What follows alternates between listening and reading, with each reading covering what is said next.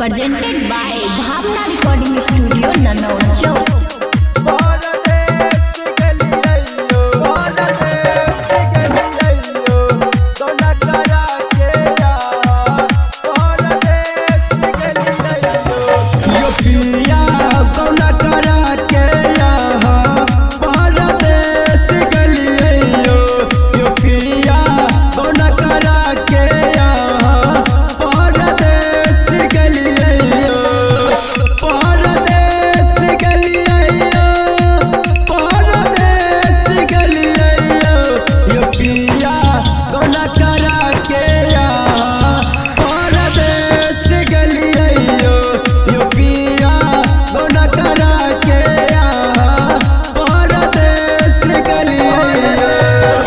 director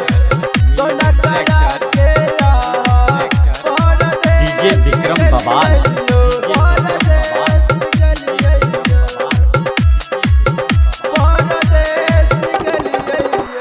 तकाना उठवा के लाली विद्या दैया हमारा गाली पिया दैया हमारा गाली तकाना उठवा के लाली विद्या दैया हमारा गाली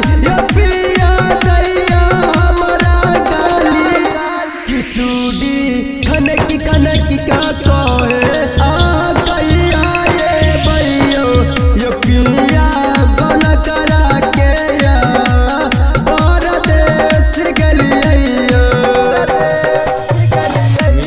डायरेक्टर डीजे विक्रम बवाल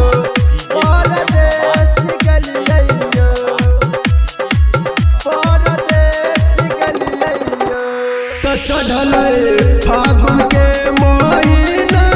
चल चर चर फट रोज जीना या पिया फट रोज जीना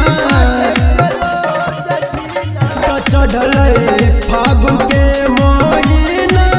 चल चर चर फट रोज जीना या पिया फट रोज जीना कि सुना सुना लागल छयानन आ परद से गलियो यो पिया गोन करा के यहाँ परदेस गलियो म्यूजिक डायरेक्टर डीजे विक्रम बवाल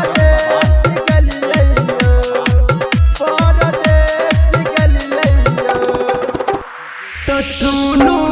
अंकित पिया बात